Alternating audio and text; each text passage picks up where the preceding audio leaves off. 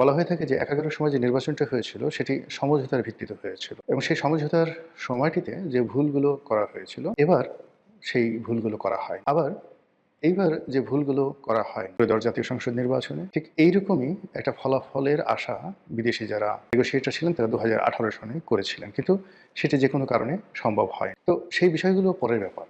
আগে যেটা বলে নিই সেটা হলো আমাদের দেশের যে রাজনীতি, সেই রাজনীতিতে সবসময় বিদেশিদের একটা হস্তক্ষেপ থাকে।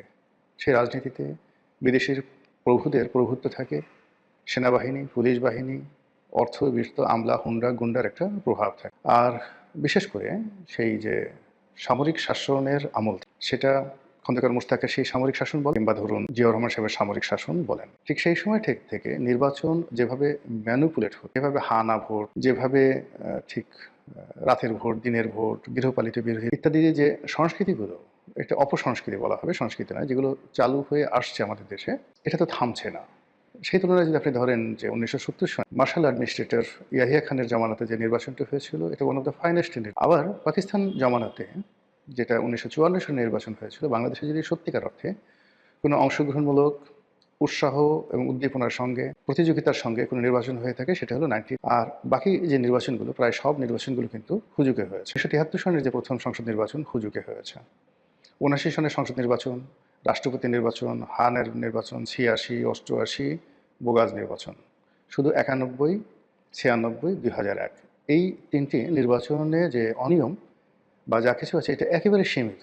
বলা হয়ে থাকে যে স্বাধীন বাংলাদেশে মূলত ৯১, ৯৬ আর ২০০১ এই তিনটে নির্বাচন ছাড়া বাকি নির্বাচন নিয়ে বহু প্রশ্ন আছে। আমি ২০০৮ সনের নির্বাচনে সংসদ সদস্য হয়েছিলাম।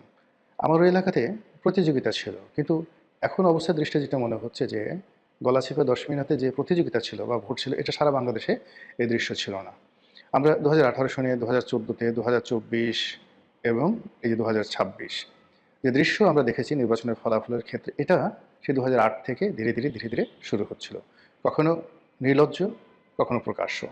তো এনিওয়ে, এইবার অবিশ্বাস্যভাবে জামাতের যে জোট তারা ৭৮টি আসন পেল। তো বিএনপির জোট যদি ৯০টি বা ১০০টি সিট পেত ২০১৮ সনে, তাহলে কি শেখ হাসিনার আজকের এই পরিণত হতো? কারা তাকে সেই দিন এই কাজ করতে দেয়নি?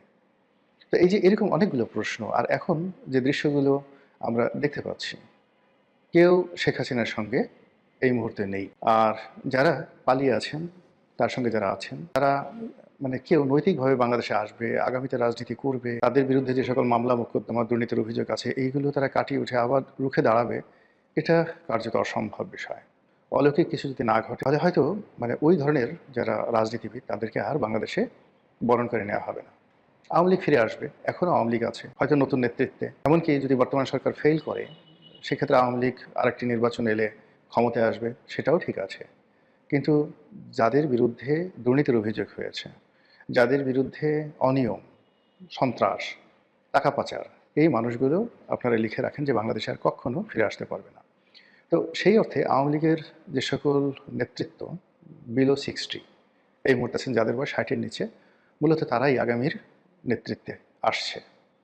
এর বাইরে ৬০-এর উপরে যারা আছেন তারা বয়সের কারণে, অবস্থানের কারণে মূল ধারায় আর আসতে পারবেন না।